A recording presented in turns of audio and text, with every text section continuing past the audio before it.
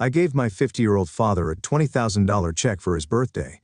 He tore it up and said, "You can't buy my respect." My mother laughed and sneered, "We don't need money from a keyboard clown." So I stopped paying their bills. Now I wake up to dozens of missed calls. I need some brutal honesty on this one. Never thought I'd be airing out my family drama here, but I just need to know, was I really the fool for walking away? I'm Ethan, 22, and I make my money online, e-commerce, freelancing, a few other things. Basically, I sit behind a laptop all day and somehow, that's a crime in my family. I grew up poor. Not, we can't afford a Disney trip poor, but lights getting shut off, mom crying in the kitchen because we don't have rent poor. My dad worked in a factory working tirelessly every day, and I worshipped him for it.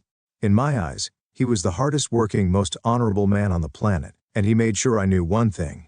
A real man doesn't measure himself in money, Ethan. He measures himself in what he can endure. I believe that. Until I started making more money in a month than he made in a year, and suddenly, everything changed. It's not real money, Ethan. It started small. I made my first few thousand online, got excited, told my dad, thought he'd be proud. He just grunted. Sounds like a scam. Okay, whatever. But then I started making real money. More than enough to move out, but I stayed because my family was struggling. I covered groceries, helped with bills, paid off dad's truck repair when it broke down. I didn't do it for praise. I did it because that's what you do for family, right? Except the more I helped, the more my dad resented me for it. "You ever gonna get a real job? Must be nice, doing nothing all day." Back in my day, men worked with their hands, not some keyboard. It was like he needed to believe I was lazy, that my success wasn't real. Then one night at dinner he flat out said it. "It's not real money, Ethan. Not like what a man earns with his hands." And my younger brother, Liam, snorted. "Yeah, bro, you basically just sit around all day. Not that hard." I looked at mom, waiting for her to put a stop to it. She just gave me that tight, uncomfortable smile and looked away. I should have left right then. The birthday gift that broke me. Dad turned 50 last year. Big family barbecue, all his friends, beer flowing. I thought, this is it. This is my chance. I wrote him a $20,000 check. Not because he asked, not because he needed it, but because I wanted to honor him. Because no matter how much he pissed me off, he was still my dad, and I wanted him to be proud of me. I handed him the envelope in front of everyone. "Dad, this is for you." He opened it, stared at the number, and then he laughed. Laughed right in my face. "Are you kidding me?" He muttered, shaking his head. "You think this buys my respect?" My stomach dropped. I forced a laugh. "What? No, Dad. It's not about that. He shoved the envelope back at me. "Keep your money, Ethan. Respect isn't bought with a check." The whole backyard went silent. I felt my face heat up. I wanted to disappear. Liam smirked. Bro really thought he could just Venmo his way into being the favorite. Laughter. Everyone laughed. Then Liam pulled out his gift, a cheap $20 pocket knife from a gas station, and my father lit up like it was the greatest thing he'd ever received. "Now this is thoughtful," he said, flipping the blade open. "A real man's gift." I sat there, $20,000 check still in my hand, feeling like the biggest fool on the planet. That night I made a decision. I stopped sending money, not out of anger, not to be petty, but because I finally understood I wasn't their son. I was their walking ATM. Alright, Reddit, I need a reality check. 2 months ago I stopped being my family's personal ATM. My dad, who I once thought was my hero, made it painfully clear that no matter how much I helped, I'd never be enough. So I walked away. At first they thought I was bluffing, then the bills piled up, the power got shut off. My younger brother bailed the second things got tough. And suddenly, I wasn't the son who helped, I was the villain. And this phone call? Oh, Reddit. This was the moment everything exploded. Pick up the phone, Ethan. I was at home enjoying a peaceful evening when my phone started buzzing like crazy. Dad, 3 missed calls. Mom, 2 missed calls. Then a text from Liam, my younger brother. "Answer your phone. Dad is furious." I sighed and put my phone down. Not my problem. A minute later, another call. "Fine," I answered. "Me. Hello, Dad. So that's it. You're just ignoring your family now." I sighed. "Here we go. Me, I'm not ignoring anyone. I'm just not paying for everything anymore. Dad, and because of that we have no electricity, Ethan. No internet. Do you even care what you've done?" I leaned back in my chair. "What I've done? Dad, I didn't turn off the power. The company did because the bill wasn't paid." Mom in the background. "And next week they'll shut off the water. Are you happy now?" I rubbed my temple. "You know you can call the utility company and work out a payment plan, right?" Dad's voice grew sharp. "I shouldn't have to. You were handling it just fine. And then you decide to throw a tantrum like a child and walk away just because your feelings got hurt." I laughed, but there was no humor in it, right? "I'm the child, but you're the one calling me because you don't know how to pay a bill." Silence. Then Mom jumped in.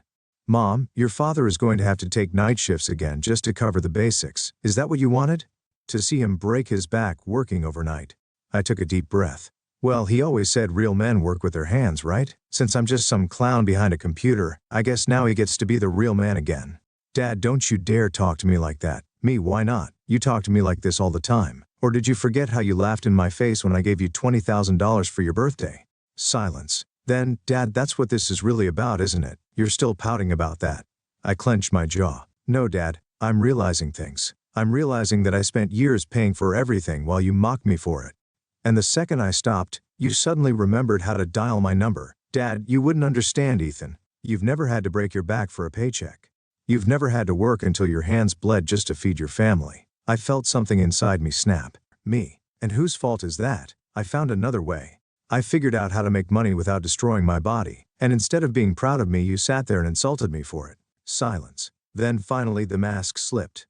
Dad, you made more money in 2 years than I did in my whole life. Ethan, do you know how that feels? Watching your own son out-earn you like it's nothing.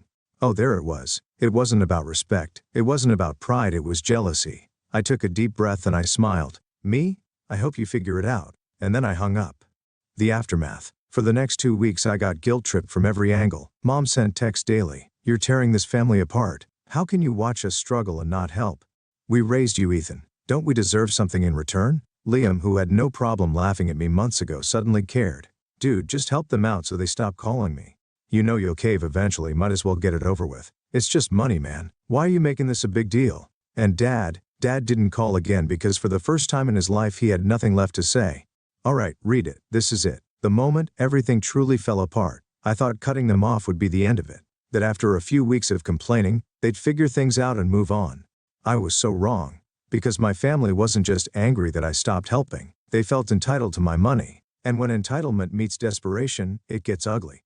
The breaking point. It had been about a month since the last phone call. Silence. No texts, no guilt trips, nothing. And honestly, I was starting to feel good. For the first time in years, I wasn't constantly stressed about who needed what bill had to be covered, or whether I'd get another passive-aggressive comment about how my work wasn't real. Then one night I came home to find someone waiting for me outside my apartment. It was Dad, sitting on the steps, arms crossed, looking like he'd been there for hours. The second he saw me, he stood up. Dad, we need to talk. I sighed, unlocking my door. There's nothing left to say, Dad. He pushed past me and walked inside like he still had any authority over me. Dad, sit down. I laughed. You're in my house. You don't get to bark orders at me. He turned, face red with frustration. You need to stop acting like a spoiled child and take responsibility. That made me stop. I slowly turned to face him. Responsibility, Dad? Yes, Ethan. You don't just abandon your family because you feel like it. We are on the verge of losing everything, and you're sitting here pretending like it's not your problem. I folded my arms. Because it's not my problem, Dad. It never should have been. I helped because I wanted to, not because I had to. And the second I stopped, you all turned on me. His jaw clenched. You're still holding on to that, I scoffed. Holding on to what? The part where you mocked me for giving you $20, 0,000, or the part where you told me I wasn't a real man because I don't break my back at a factory? He ran a hand through his hair, looking exhausted. Look, I was frustrated, all right? I cut him off. No, Dad. You weren't frustrated. You were jealous. He flinched. Me? You couldn't stand that I made more money in 2 years than you did in your whole life. You hated that I didn't have to suffer the way you did. You didn't respect me because you didn't want to. Because if you admitted I was successful, you'd have to admit that maybe you wasted your life struggling for nothing. His eyes burned with anger. That's not true. I stepped closer, isn't it? Silence. I sighed, rubbing my temples. Why are you here, Dad? He exhaled sharply. We can't pay the mortgage this month. The bank is threatening to take the house. I stared at him and his hands curled into fists. And you need to step up and help your family. I let out a breathless laugh. Unbelievable. Dad, Ethan, this house will be yours and Liam's one day.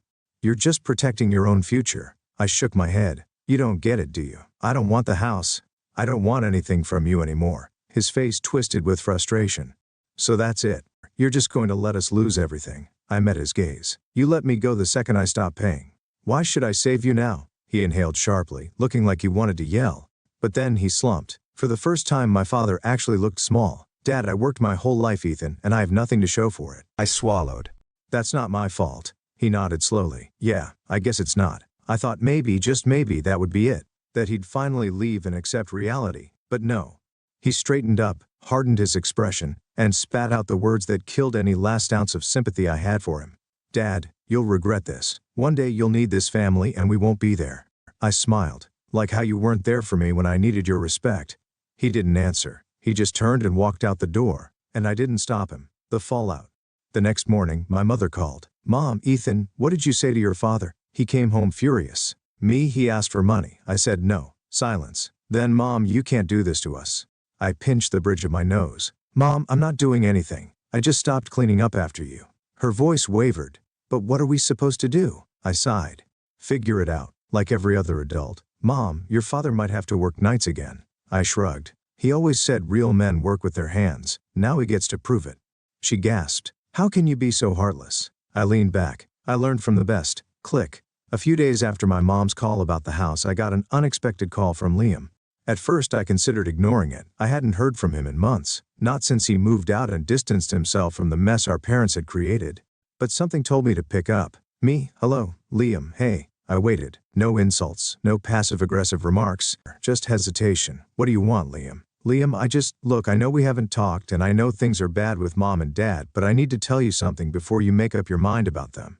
I frowned. "Make up my mind about what?" He sighed. "They're losing the house, Ethan. It's real this time. The bank is taking it." I leaned back, gripping my phone a little tighter. I already knew this was coming, but hearing Liam say it out loud made it feel more final. "Me and Liam and I think we should try to save it." I let out a bitter laugh. "We, Liam? Yeah, look, I don't have much, but I can put in $2,000, that's all I have. But if we both help, maybe we can stop them from losing everything." I was silent. Liam wasn't like Mom and Dad. He never expected me to fund his life. He never asked me for money. And now for the first time he was offering his own. "Me, why do you care? You don't even live there anymore." He hesitated. "Because it's still home, Ethan." I didn't respond. "Liam, I know Mom and Dad have been awful to you. I know they don't deserve your help. But this isn't about them. It's about everything we grew up with. That house is the only place that ever felt like something ours." My chest tightened. "Liam, do you remember how we used to play hide and seek in the attic? Mom would yell at us because we'd always knock things over." I smiled despite myself. "Yeah, Liam. And the treehouse Dad built in the backyard? It was lopsided and barely holding together, but we thought it was the coolest thing ever." I closed my eyes. I could still picture it. The peeling white paint, the creaky wooden stairs, the way the whole place smelled like old books and Mom's vanilla candles. I had spent years resenting that house because of everything that happened inside it, but Liam was right. Before things got bad, before the manipulation and the guilt trips and the resentment, it was home. I sighed. "Liam, what if we give them the money and they mess it up again?" He hesitated. "Then at least we'll know we tried." I didn't say anything, because for the first time I wasn't just thinking about my anger. I was thinking about the version of me that once loved that house. And that's how, against my better judgment, I made the decision to help. I just didn't know yet how badly it would backfire. All right, Reddit. I thought I was done. I thought I had walked away for good. But somehow they pulled me back in. For the first time ever, my parents admitted they needed me. And against my better judgment, I gave them a chance. On my terms, one last chance, a legal agreement. A few months after I cut off my family, I got a text from my mom. "Ethan, please, we need help. It's about the house." I hesitated. I knew what this was about. I should have ignored it, but I didn't. I called. "Mom, Ethan, thank goodness. Listen, I got straight to the point. What's wrong with the house?" She hesitated before finally saying, "Mom, the bank is going to take it." I exhaled. "How much do you owe?" "Mom, they said we need at least $50,000 to stop the foreclosure process. If we don't pay by the end of the month, it's gone." Silence. Then she said what I had been expecting. "Mom, Ethan, you could help us. Just this once." I let out a short laugh. "Me? You mean like all the other times?" "Mom, this is different. We're about to lose our home." I sighed, rubbing my temple. "Fine, I'll help, but on my terms. The deal in writing." We met at a lawyer's office, not at their house, not over dinner. This time it was going to be official.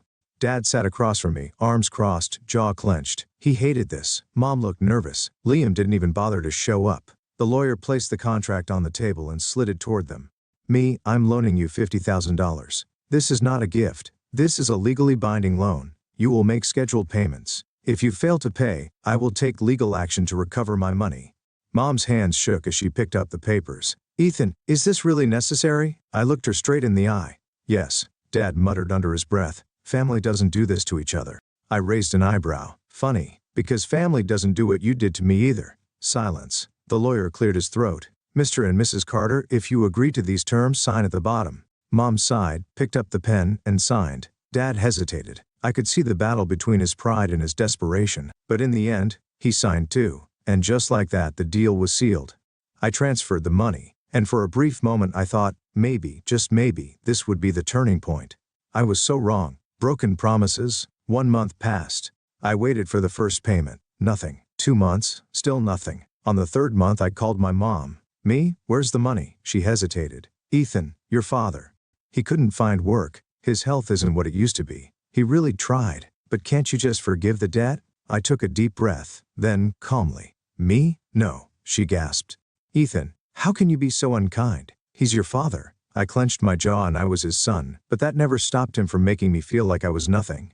Silence. Then she whispered, are you really going to put us through this? Me? Yes. And I hung up, taking them to court. I didn't want to do it, but they left me no choice. I filed a lawsuit to recover my money. They had signed a contract. This wasn't a family matter anymore. This was a legal issue. The court date arrived. Mom looked devastated. Dad, he looked furious. The moment the judge started reviewing the contract, Dad lost his temper. Dad, so this is what it's come to? Taking your own parents to court over money. The judge tapped his gavel. Mr. Carter, please remain calm. But he wouldn't stop. Dad, you're not the same anymore, Ethan. Ever since you got money, you've stopped caring about family.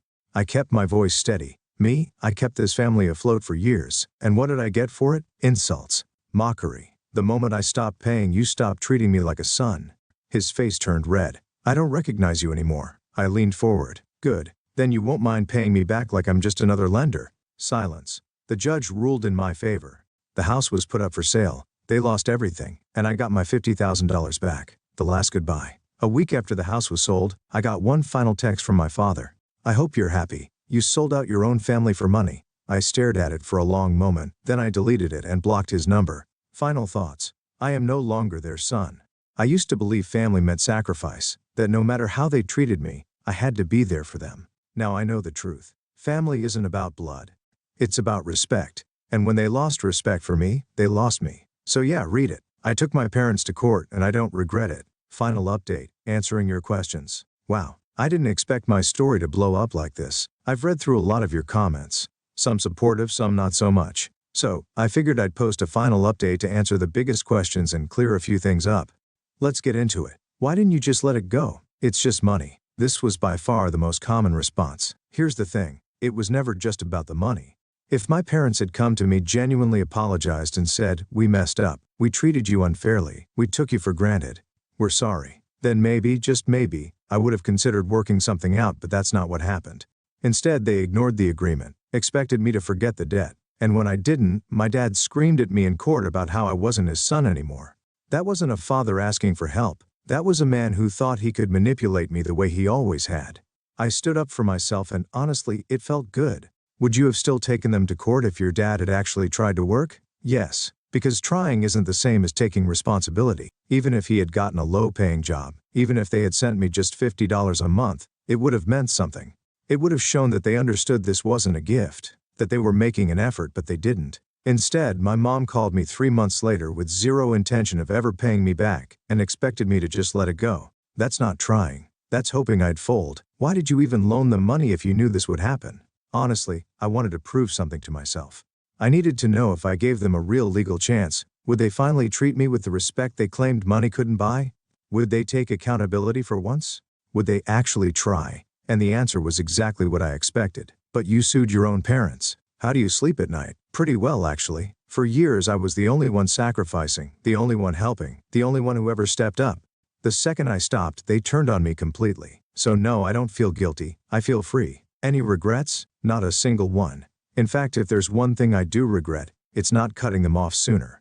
For years, I let them guilt-trip me into thinking I owed them my success, that because they raised me I was forever obligated to take care of them no matter how they treated me. But I see it clearly now. I didn't abandon them. They abandoned me the moment I stopped paying. Final thoughts. I'm moving forward. I've put my family behind me and I'm focusing on my future. For those of you who supported me, thank you. I didn't expect this to resonate with so many people, but I'm glad to know I'm not alone. For those who think I was too harsh, I get it, but I did what I had to do. And for anyone out there who feels trapped by family guilt, just remember, you don't owe anyone your success. And the moment they start treating you like an ATM instead of a person, walk away. After listening to today's story, perhaps it has raised some new questions in your mind, or maybe it has brought back some old memories. Every day on Reddit, new experiences and moments create fresh stories, and they connect all of us. Everyone has their own unique journey in life, and we all try to understand the world in our own way. These kinds of moments remind us that we are all human, sometimes happy, sometimes sad, and always learning something new. If you enjoyed this story, feel free to share it with your friends. Your thoughts and feedback are always valuable to us, as they motivate us to create even better content. Every story has its own unique angle, and our goal is to understand everyone's perspective and make our content diverse and relatable. Stories like these help us realize that life's journey is different for everyone, and by hearing other stories, we learn something new. You can also share your own stories with us. Your experiences are valuable to us as well, and if you enjoyed this video, please leave your feedback. We aim to create content that brightens your mind and gives you new ideas every time. If you've already seen this video before, your feedback is still important. With every piece of feedback, we can improve our content and bring a new perspective to our viewers. Today, what we saw was just a small part of the many stories shared on Reddit and across the world. It's a reminder of how we all try to understand life by sharing our experiences with each other. This video was only an example of how we try to connect with others through storytelling, learning about different sides of life. We hope to continue sharing such stories that help us all learn and grow together. Thank you for your time, and don't forget to keep an eye out for more stories coming soon. If you haven't already, please like and follow for more amazing content. Your support keeps us going, and we will strive to bring you more thought-provoking and heartwarming stories. Until next time, take care and stay curious. **